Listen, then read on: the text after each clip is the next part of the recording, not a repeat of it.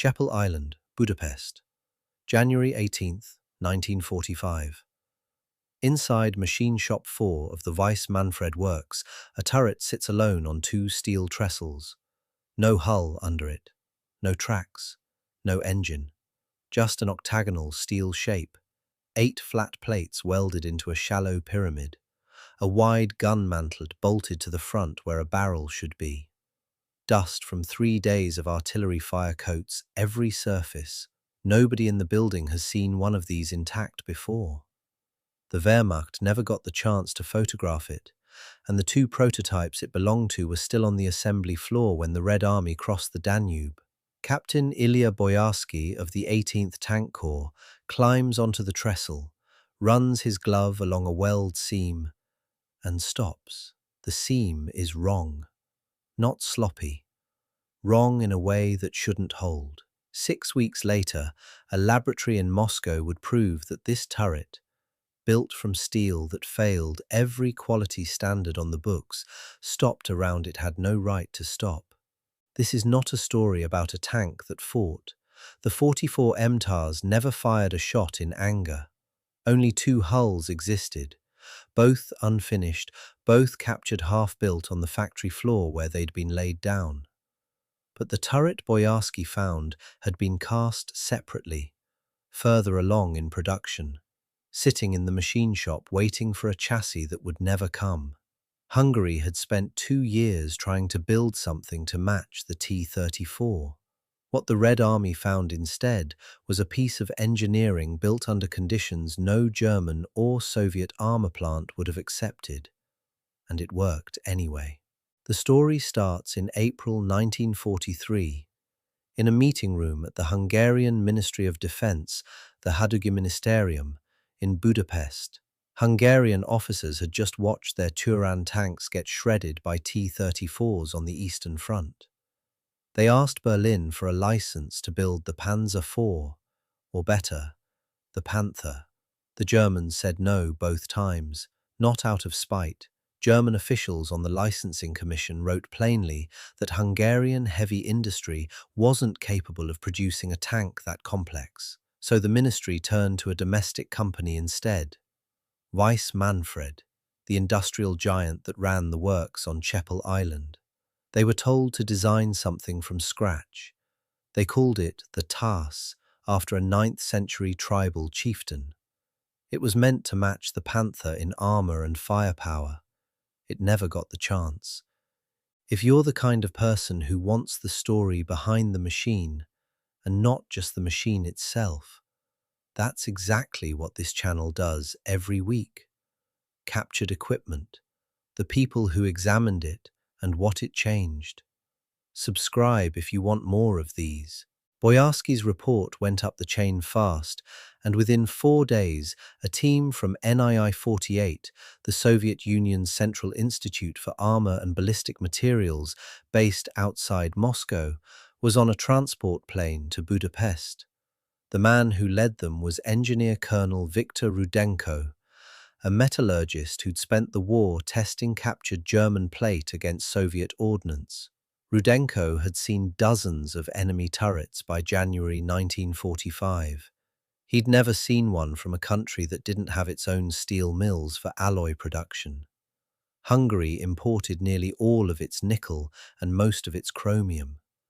Rudenko wanted to know what they'd built the Tas turret out of instead. Layer 1.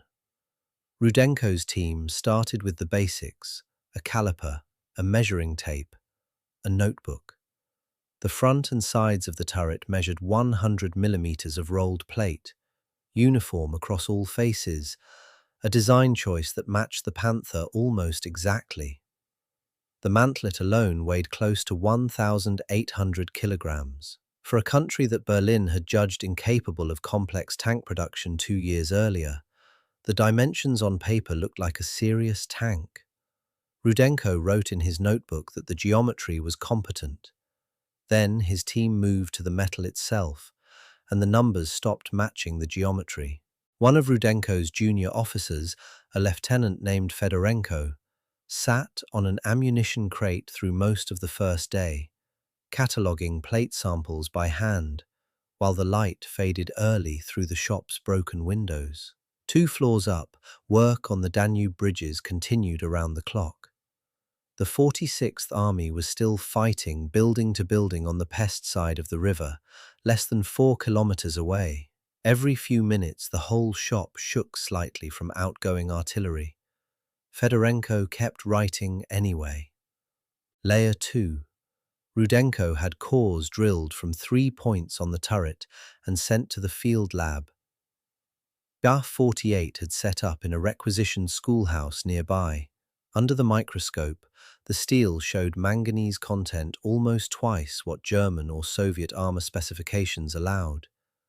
And slag inclusions, the trapped impurities left over from imperfect smelting, at a rate that should have made the plate brittle and prone to cracking under impact. By every written standard in Rudenko's own institute, this was defective steel. He wrote exactly that in his first field note. Defective by specification. Weiss-Manfred's furnaces couldn't get the nickel and chromium the design called for, so metallurgists on Csepel Island had substituted manganese, using whatever domestic ore Hungary still had access to after 2 years of Allied bombing had cut off half its import routes. On paper, it was a downgrade forced by shortage. Rudenko assumed the ballistic tests would confirm it. Layer 3. They mounted a salvage plate section, cut straight from the turret's side face, against a test rig behind the schoolhouse, and fired a captured German 75mm round into it from 400 meters. A round that specification said should punch clean through 100mm of standard rolled homogeneous armor at that range and that thickness. It didn't. The plate held, not undamaged. There was a deep gouge and spreading cracks around the impact point, but no penetration, and critically, no spalling on the interior face.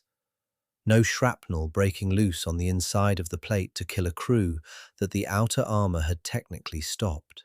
Fedorenko, watching through field glasses from the trench line, later told Rudenko it looked like the plate had simply refused to break the way it was supposed to. Layer 4, and the one that made Rudenko stop and light a cigarette before he wrote anything down. His team ran a second shot, this time from a captured German Panther's own 75mm high-velocity gun at closer range. The kind of shot the Tas turret's designers had actually built it to survive.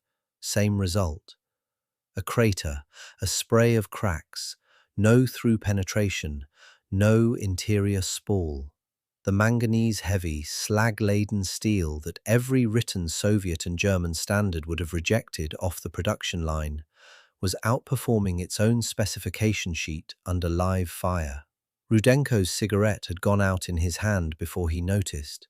He wrote 3 words in the margin of his notebook that night, and they weren't a technical term.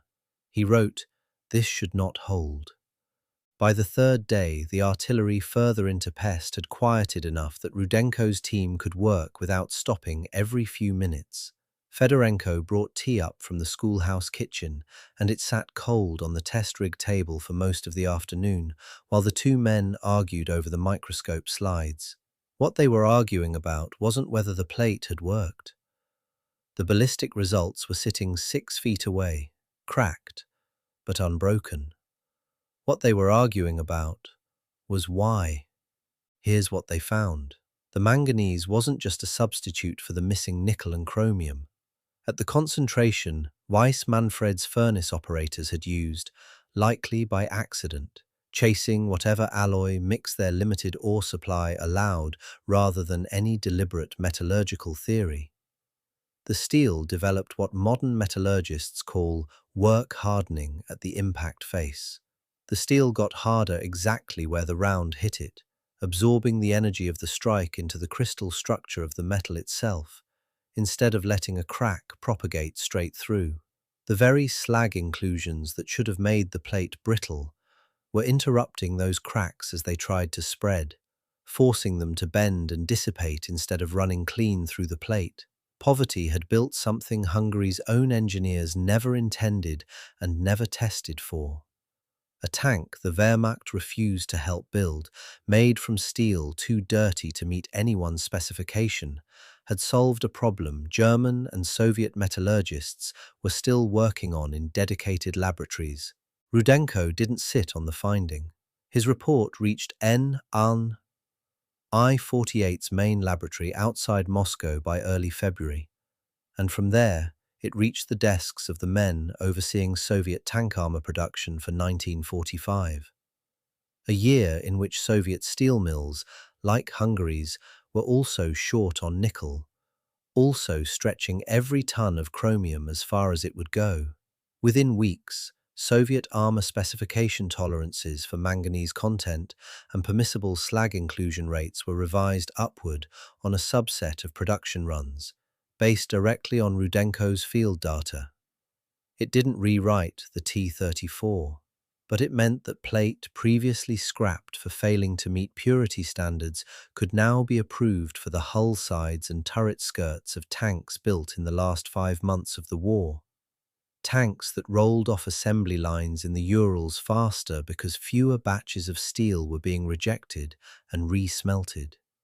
Nobody in the Red Army's spring 1945 offensives ever knew that the armor bolted to their tanks existed in that form because of a turret with no hull, found in a bombed-out factory on an island in the Danube. The TARS turret itself never went back into production. Weiss-Manfred's works changed hands twice more before the war ended, and the 2 unfinished hulls that should have carried turrets like it were scrapped where they sat, too incomplete to be worth moving. Today, the surviving turret sits in the collection of the Hungarian Military History Institute and Museum in Budapest.